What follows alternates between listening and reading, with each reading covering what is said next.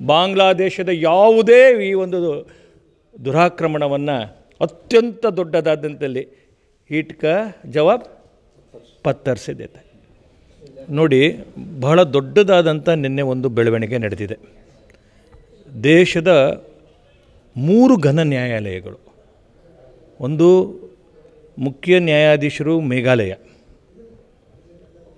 High court ನ್ಯಾಯಾಧೀಶರು ಅಲಹಾಬಾದ್, ಎರಡೂ ಒಂದು ಐತಿಹಾಸಿಕ ತೀರ್ಮಾನವನ್ನು ಹೇಳಿದ್ದಾರೆ.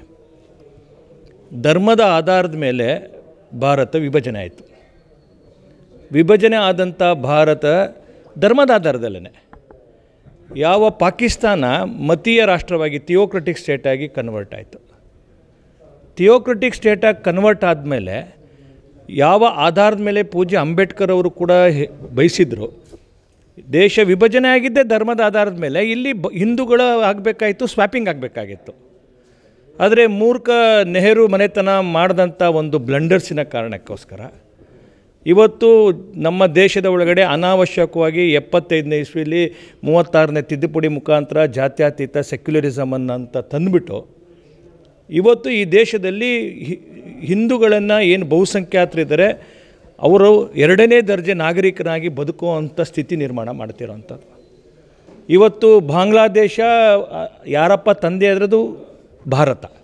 ಬಾಂಗ್ಲಾದೇಶವನ್ನು ಮುಜಿಬುರ್ ರೆಹಮಾನನ ಇದ್ಮೇಲೆ ಮುಕ್ತಿವಾಹಿನಿ ಮುಖಾಂತರ ಅವತ್ತಿಗೆ ನ್ಯಾಯವನ್ನು ಕೊಟ್ಟು 3900 ನಮ್ಮ ದೇಶದ ಸೈನಿಕರು ಬಲಿದಾನ ಮಾಡಿದ್ರು ಬಾಂಗ್ಲಾದೇಶ ನಿರ್ಮಾಣಕ್ಕೋಸ್ಕರ. 3900 ಅಷ್ಟು ದೊಡ್ಡ ನಮ್ಮ ಸೈನಿಕರ ಬಲಿದಾನ ವ್ಯರ್ಥ ಆಗಕ್ಕೆ ಬಿಡಬಾರ್ದು.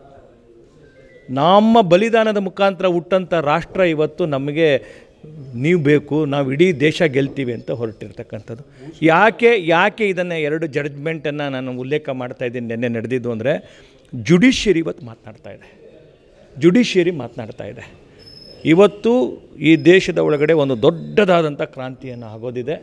ಬಹಳ ಹತ್ತಿರ ದಿನಗಳಲ್ಲಿ ಯಾರು ಈ ಕತ್ತಿಯ ಭಾಷೆ ಮಾತನಾಡೋರಿಗೆ, ಯಾರು ಈ ಭಾಷೆ ಮಾತನಾಡೋವಂಥವ್ರಿಗೆ ಅವರಿಗೆ ತಕ್ಕದಾದಂಥ ಉತ್ತರವನ್ನು ನಾವು ಸಮರ್ಥರಿದ್ದೀವಿ, ಕೊಡ್ತೇವೆ ನಾವು.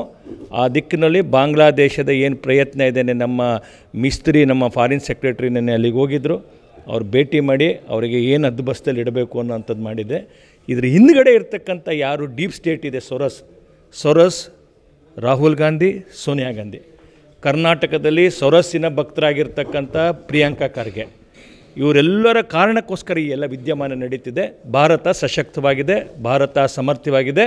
ಬಾಂಗ್ಲಾದೇಶದ ಯಾವುದೇ ಈ ಒಂದು ದುರಾಕ್ರಮಣವನ್ನು ಅತ್ಯಂತ ದೊಡ್ಡದಾದಂಥಲ್ಲಿ ಈಟ್ ಕಾ ಜವಾಬ್ ಪತ್ತರ್ ಸೆ ದೇತಾ.